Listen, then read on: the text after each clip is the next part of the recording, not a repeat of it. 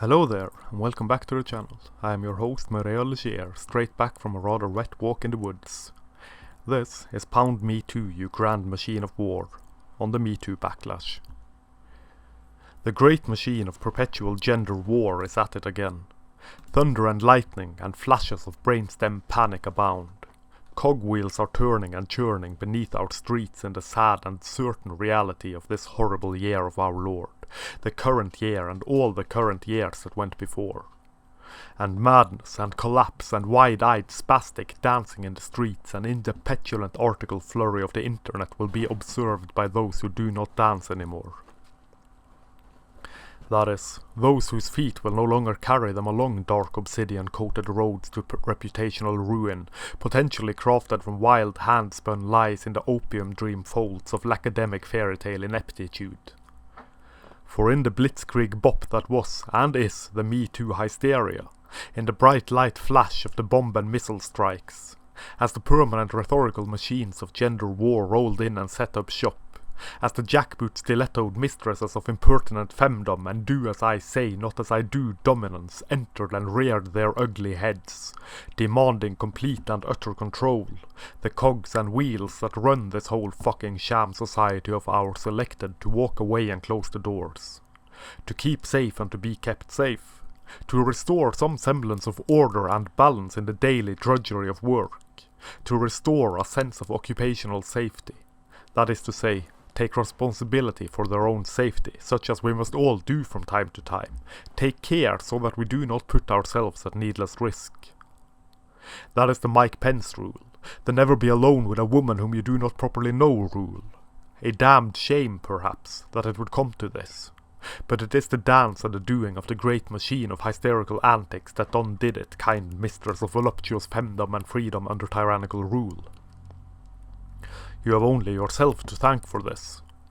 Come to think of it, it is not a damned shame perhaps, it is a damned shame for sure that things should come to this. Yet it is exactly what one would expect as a likely outcome for this sort of social panic, this high-strung muscular inflammation that has infected the brain cells of our mob mentality.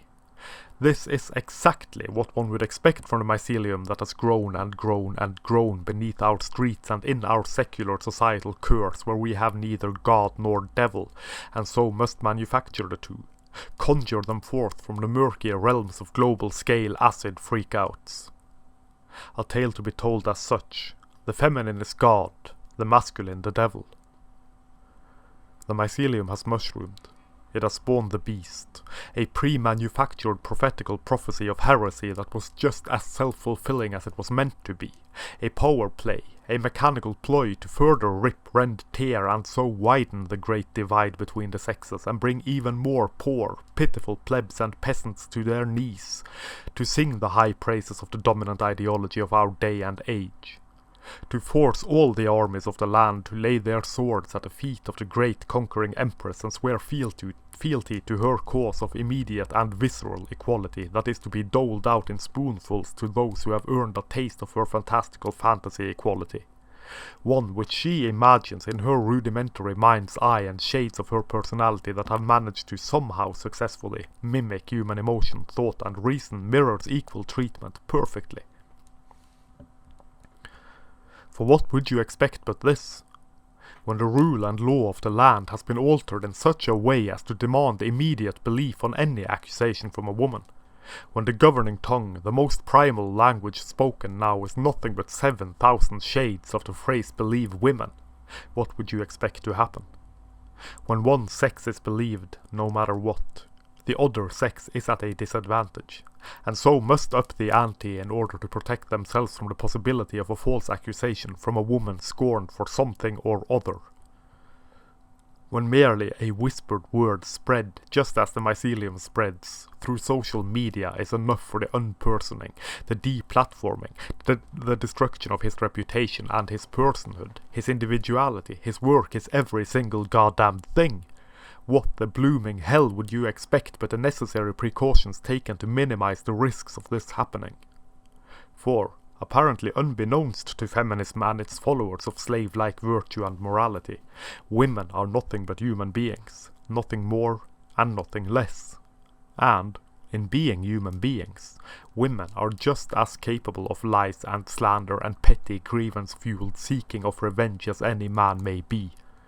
For it is a human thing, you see, this petty nonsense, this ability to lie, this completely callous attitude towards the suffering of other people for selfish goals and reason.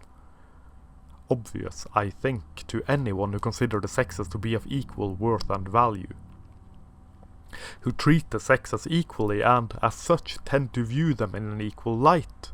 The possibility for good is there in both, just as the possibility for evil. The weapons and the tactics may differ based on sex, evidently so, but the result and the pettiness remain the same. Destruction of the other part, the one who is perceived to have wronged you in one way or the other. A woman's deadly weapon of choice have traditionally been poison. And, apparently, it still is. Only now it is a poison of society, a poison of social media, of widespread fear and panic through rumours and unfounded accusation of some trespass or other upon her personhood and the sanctity of her female virtue by virtue of being female, where the only antidote for a man is to limit his time spent alone with women. And it is a damned fucking shame. Yet there you have it. And yet, the grievance mongers, the peddlers of bulk morality and by-the-pound virtue, have found it within their echo-chambered hearts to bitch and moan and complain and whisper to the fluff-lined streets of the internet and of society at large, that this is the patriarchy punishing women for #metoo and various other witch hunts that may or may not have coincided with the rise of the divine feminine, whose feet we are barely worthy to kiss. Odd, this, when the very same voices, the very same gaggle and cackle and babble of the feminist ideology, have stated for decades that women are afraid to be alone with men, any man, and that this fear is totally justified, you guys, and there's nothing wrong with it either, you guys, and here, men have to alter their behavior so that women should not have to be afraid to be alone with men. Sounds like unjustified hatred based on sex, does it not? Sounds an awful lot like gendered stereotyping, which these types are supposedly so opposed to. Sounds like sexism. Still, there ain't nothing wrong with that, when women do it. It is justified and it is understood because women, you guys, have so much to fear from men, you guys, and men, you guys, have nothing to fear from women. For reasons of shuffle stack of card, power structure, something institutional, something or other, blah blah fucking blah. When men feel the evidently very justified fear of being falsely accused, of feeling the sharpened edge of the sword of #metoo should he not propose her promotion, should he not hire her for work, should he tell her that she ought to have done a better job, or various other petty motives on her part, and so take precautions in order that this don't happen. This is discrimination based on sex and pure hatred of women. Something institutional, something social power. Of course, it is discrimination based on sex. It is treating the sexes differently. It is not, however, hatred of women.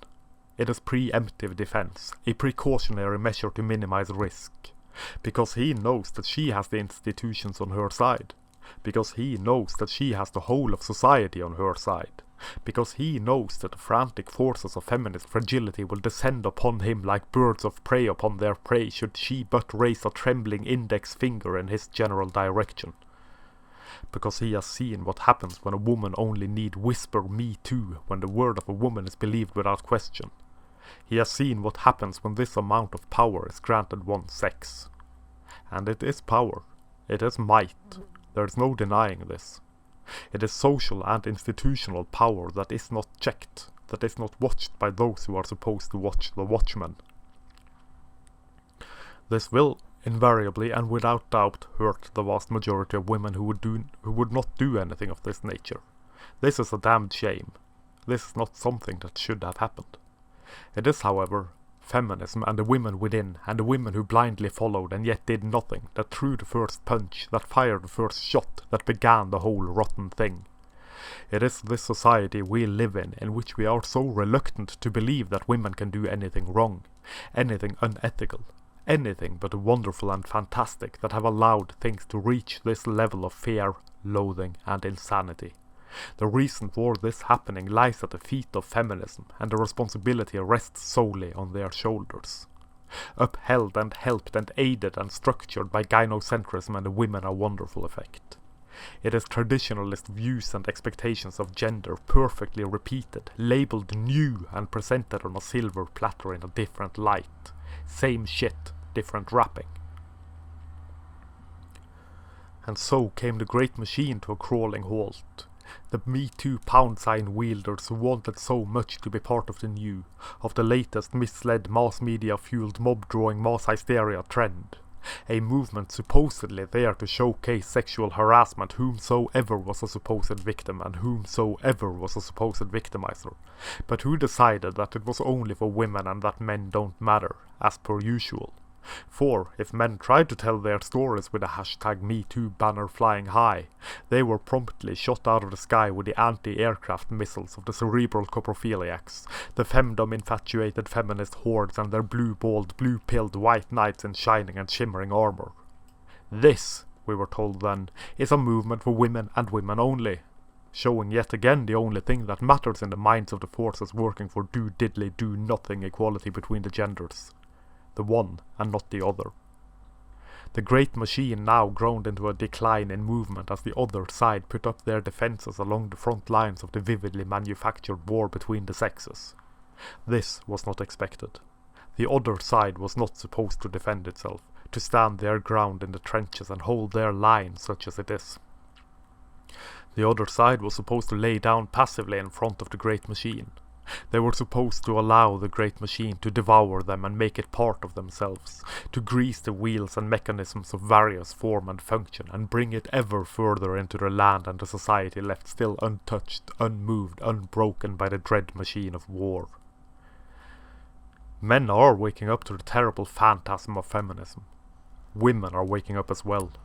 The writing on the wall is there, the defences are in place.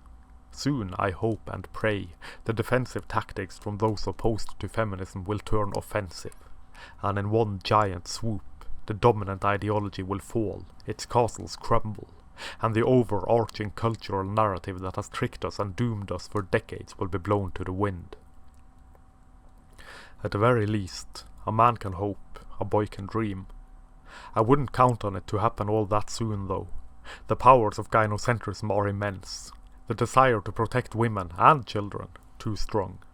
Until we really and truly see hard times, nothing will change.